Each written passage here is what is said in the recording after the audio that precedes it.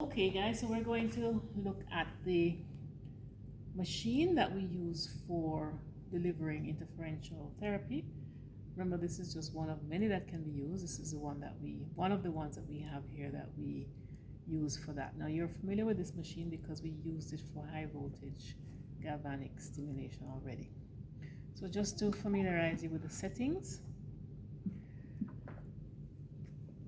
So on this side, we are not going to be using any of these because this one is for biphasic current and this is for high voltage. And all of these others here will relate to these two. So we're not using these at all. We're not using this input here because this is also for high voltage. So we're going to be focusing on this side. So we have channel 1 and channel 2. If we're using the classical IFC, we would put our electrodes in there, or electrode leads, I should say, in these input jacks. If we're doing the pre-modulated, then we would only be using one jack. All right, so on this side now, we also have selection for our IFC or pre-mod. So I press this knob here, and that would indicate whether I'm selecting the IFC or pre-mod. So whichever one has the green light beside it is the one that I would be using. All right, so I press again if I want to change it. That says pre-mod. Press that says IFC. All right. Now here we're going to select the frequency range, I should say. So we have a high and a low. The low frequency range is 1 to 10, and the high frequency range is 80 to 120, I think. So depending on which frequency you're going to be using for treatment, then we would select the appropriate range here. Now this, of course, is the amplitude modulated beat frequency that I'm talking about. So this is just a range. We're going to select the actual frequency at the top. All right, so over here now, this one is the selection for channel 1 or 2 or both. All right, and on this side we press here for our selection of time, the frequency and the pulse width. Now we're going to focus only on the time and the frequency for this because the pulse width is fixed based on the frequency that we select.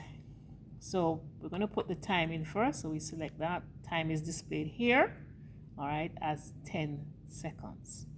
Then we're going to select frequency. So we press again until we see the frequency light set, and then we use the arrow to go up.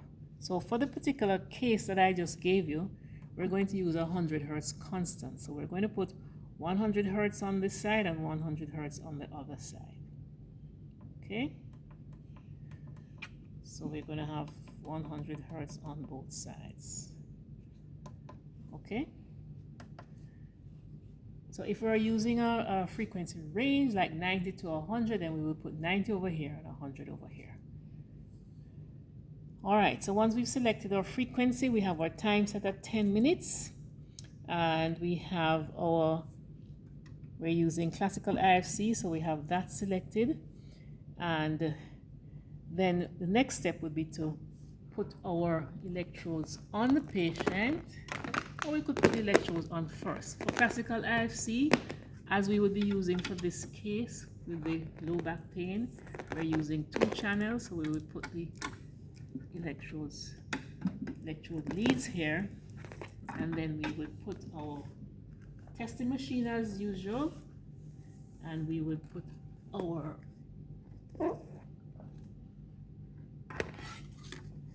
I'm sorry.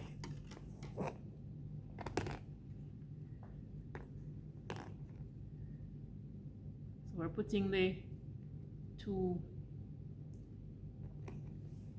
electrodes for this channel here. All right, and then we're going to put the other 2 here.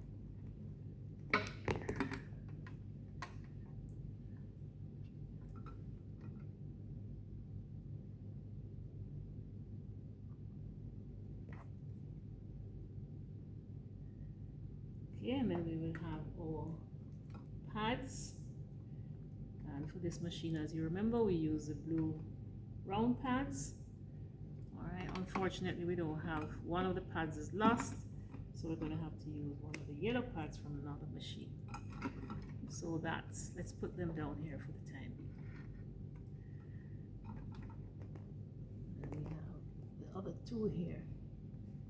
All right,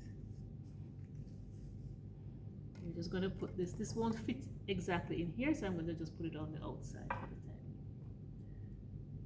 Turn it this way. So we have our electrodes and our electrode pads. Now we will be putting these on the patient. Okay, now for the particular case that we're working with today, the low back pain, we would be placing 4 electrodes on the patient's back paraspinally. So we would put the 2 red electrodes, we would be placing it on the patient's back, as you see in the diagram. I'm going to show you that diagram in a little while. We put it in this manner so that it crosses. So when their electrodes are placed on the patient's back, we would see something looking like this. All right, it would be a crossed pattern. So we would have one here and one here. All right, now this is, so it would look something like this with this channel here. All right, so electrodes from this channel 1, electrodes from channel 2. So this is what it would look like on the patient's back, all right, paraspinally. Unfortunately, I don't have a model today because I have to use the model as the videographer. So this is the position of the electrodes. And then we would strap them on using these straps, all right? And then we would be ready to turn up the intensity. Now, this is where we turn up our intensity, if you remember. So we would press this, and then the patient would tell us when they start to feel the sensation. All right, the patient says, yes, I'm feeling it now. Then we go up to sensory level, meaning a stronger appreciation of the current, and then we press start.